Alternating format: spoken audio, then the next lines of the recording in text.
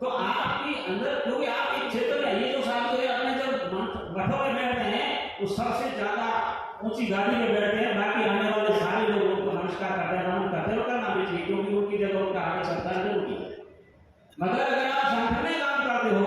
आपके अनुशासन नहीं है, तो आपके सामने जो नमस्कार करने वाले 10 किलोमीटर दूर जाने के बाद आपका विरोध नहीं करना शुरू कर देंगे। अनुशासन में काम करने वाले लोग दुनिया में परिवर्तन कर सकते हैं, उद्देश्य की पूर्ति में जो भी उन्होंने मकसद तय किया उसको भी प्राप्त कर सकते हैं, और जो इन चीजों को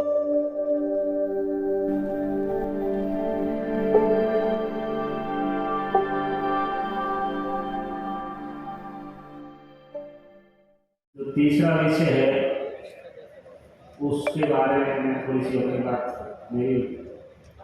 विचार प्रकट करना चाहता हूँ। वांशिक एवं सहयोगी समितियों की बढ़ती हुई कार्यवाही को अनुशासन, सहकार एवं समन्वय, दिशा निर्देशन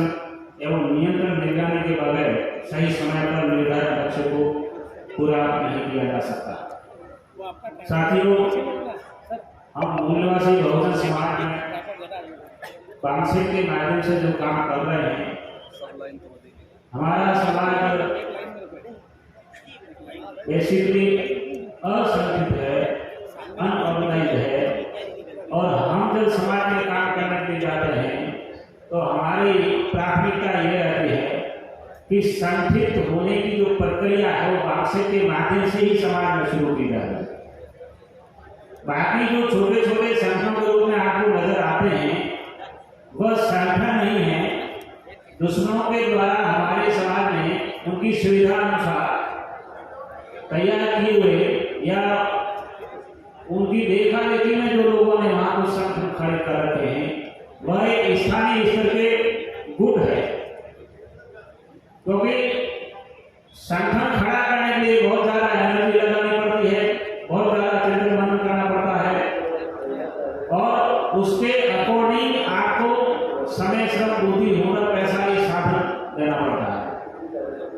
हम जब समाज में काम करते हैं तो हमारे समाज में ये अनुशासन, ये सहकार, ये समन्वय, ये दिशा निर्देशन, नियंत्रण और निगरानी, ये सारे के सारे शब्द है वो नए होते हैं। ना तो ये शब्दों का कोई जानकारी है, इसलिए हमें सेंटर से गांव तक काम करते वक्त ये ध्यान रखना पड़ता है कि हम और नए जिले में काम करने के लिए संगठन की तैयार की हुई मशीनरी का पार्ट एंड पार्सल है, तो हमारे सामने बहुत सारे देवते आती है, और उन देवतों को दूर करने का एक ही तरीका है कि आपको धैर्य के साथ काम करना है, और सामने जो आपको मिलेगा वो निश्चित रूप से धैर्य कम होगा, अधिक भी हो सकता है, असहिष्णु भी हो सकता है, और आपको अमानवीय करने का प्रयास करेगा। आपको हर जगह विरोध करने वाले लोग जरूर मिलेंगे, आपको हर जगह अनुरोध करते आगे चलना होगा। इस देश के अंदर और दुनिया में संगठित लोग ही ज्यादा शक्तिशाली होते हैं। आपने देखा होगा संगठन के दायरे में काम करने वाले व्यक्ति में धीरे धीरे परिवर्तन होता रहता है, और परिवर्तन का जो उसका स्तर है उच्च स्तर तक जाता है, और संगठन के दायरे में जो काम करते हुए आदमी धीरे धीरे उसका कम रुचि होती है, तो फिर उसके अंदर वो क्षमताएं कम हो जाती है। अभी आपने देखा होगा मंच में एक महंत आए थे, हमारे राजस्थान से है कृष्ण नाथ जी महाराज, और ये साधु है। तो पिछली बार आए थे तो रजिस्ट्रेशन करते वक्त इनको ऐसा अनुभव हुआ कि मैं एक साधु हूं, मेरे से क्यों रजिस्ट्रेशन करवा रहे।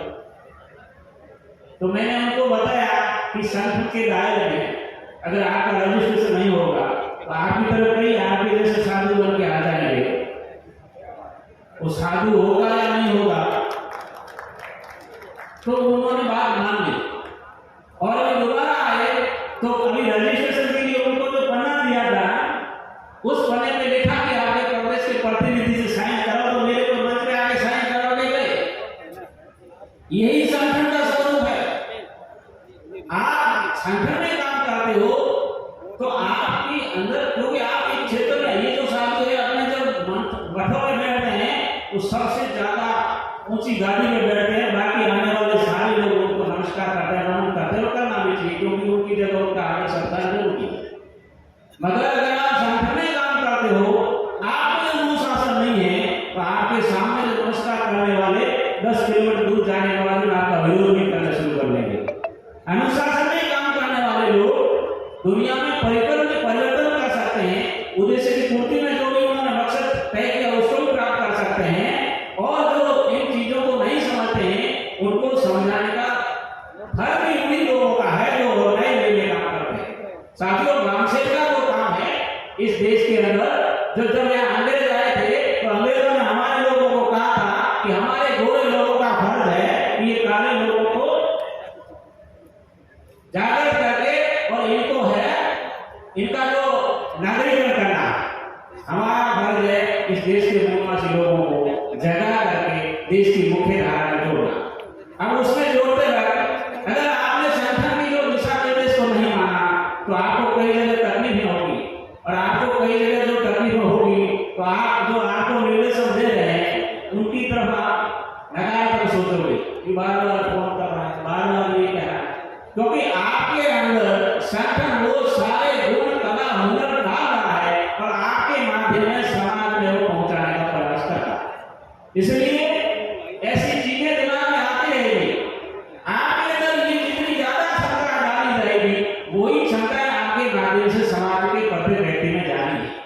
यही इसका तरीका है, यही इसका हुनर है, यही इसका मकसद है। मगर इसके पीछे हर काम को करते हुए ध्यान रखना है कि उस उद्देश्य की पूर्ति नहीं करना है। आपके अंदर क्षमताएं ज्यादा आ जाएगी, अगर आप जिस समाज में जाओगे उसमें आपसे थोड़ी सी कम क्षमताएं होगी, कम जानकारी होगी, कम हुनर होगा, तो अगर आपने उनका व्यक्तिगत हित साधने के लिए अगर दोहन करने का प्रयास किया तो कुछ समय बाद में आप निष्प्रभाव हो जाओगे। अगर आपको जिंदगी भर समाज में काम करना है तो आपकी ईमानदारी जिंदगी भर चाहिए। आपने इस मकसद को स्वीकार कर लिया है तो इस मकसद की पूर्ति में जितनी आप ज्यादा ईमानदारी से काम करते हो उतनी आपकी क्षमताएं बढ़ती रहेगी, उतना ही आपका संपर्क बढ़ता रहेगा, उतना ही समाज का आपको समर्थन मिलता है। देखा है आपने यूपी के अंदर जो सीएम है वो साधु बन गए, तो साधु बने तो उनके अंदर विचार आया होगा कि संसार मिथ्या है, ये कुछ नहीं है और मैं सब कुछ छोड़ दूंगा तो फिर ज्यादा बड़ा करूंगा। अरे बाद में जब वो एबीपी में जुड़े और उनको विद्यार्थी जीवन में कॉलेज का यूनिवर्सिटी का इलेक्शन लड़ने की टिकट नहीं मिला तब उनको पता पड़ा कि संगठन तो दूसरा नाम है। तो अभी बाद में उन्होंने बीजेपी ज्वाइन करने के बाद में बीजेपी वाले जो कह रहे हैं ना वही बोल रहे, उन्होंने ये हमसे सदा सत्य बोलो का बात जो पकड़ी थी उसके बाद में सदा वही बोलो जो संगठन कह रहा वही बोल रहे। अभी हमारे राजस्थान में सरकार बनी है बीजेपी की आ गई, तो आपने देखा संगठन का प्रभाव क्या होता है। 200 सीटें हैं, एक जगह में चुनाव हो गया पर वहां जो प्रत्याशी था उसका डेथ हो गई। 199 में से 115 सीटें आई बीजेपी की, और 115 में से जो सबसे ज्यादा धुरंधर थे और कई साल तक शासन किया, सीएम रहे, सीएम के दावेदार थे, उन सबको छोड़ करके जो संगठन में काम करने वाला गरीब मोहल्ले का था उसको ढूंढ करके लाया, बोला यही सीएम बने। अनुशासन में देख लो, बहुत सारे उसमें 4 साधु थे उनके, और उन सब में से लोगों को जो एमपी थे रिजाइन देने का भी इशारा दिया, मगर संगठन का अनुशासन था, उनका मकसद है, बीजेपी का मकसद है, आरएसएस का मकसद है, आप उस मकसद को पूरा करने के लिए आपको सरकार बनवाई है, न कि आपको सरकार के सत्ता का सुख भोगने के लिए। उन्होंने अपने मकसद के लिए उनको कहा। जब यहाँ उनका सीएम का जो शपथ ग्रहण समारोह था, आपको तालु होगा उनका अनुशासन का, उन लोगों ने जिस जगह से विधायक बन के आए उस विधायक को नहीं कहा कि आपके पास से 2-3 बसें भर के लानी, डायरेक्ट उनके संगठन में 2-2 बसें भेजी, और जो ट्रांसपोर्ट डिपार्टमेंट के जो इंस्पेक्टर थे, बीटीओ थे, उनको बोल दिया कि आपके वहां से बसें फ्री करनी है। विधायक को बाद में पता पड़ा मेरे यहाँ से 2 बसें भर के जानी और मुझे पता नहीं। विधायक को कहा आपको अभी एमपी इलेक्शन था, कुछ नहीं करना, हमने आपको कहा यही आपका कैबिनेट है, कैबिनेट में जाकर देख लो। इसलिए साथियों, समन्वय, सहकार, दिशा निर्देश इनको समझना है तो बात से नहीं माने बाबू मेहसान साहब जो कह रहे हैं, जो कर रहे हैं, उसको समझ लो। यही आपके लिए समन्वय, यही सहकार, यही संगठन है, यही दिशा निर्देश है। उनका जीवन का प्रत्येक जो क्षण है, उनकी कार्य प्रणाली है, उनका तो लाइफ स्टाइल है, उनके निर्णय लेने की क्षमता है, यही हमारे लिए संगठनात्मक रूप से सब कुछ सीखने के लिए और सब कुछ करने के लिए पर्याप्त है। मैं कम समय में ही मेरी बात समाप्त कर रहा हूँ, समय की मर्यादा है। आपने मुझे बोलने का मौका दिया और मेरी बात ध्यान से सुनी, इसके लिए आपका धन्यवाद। जय आदिवासी, जय भारत। धन्यवाद।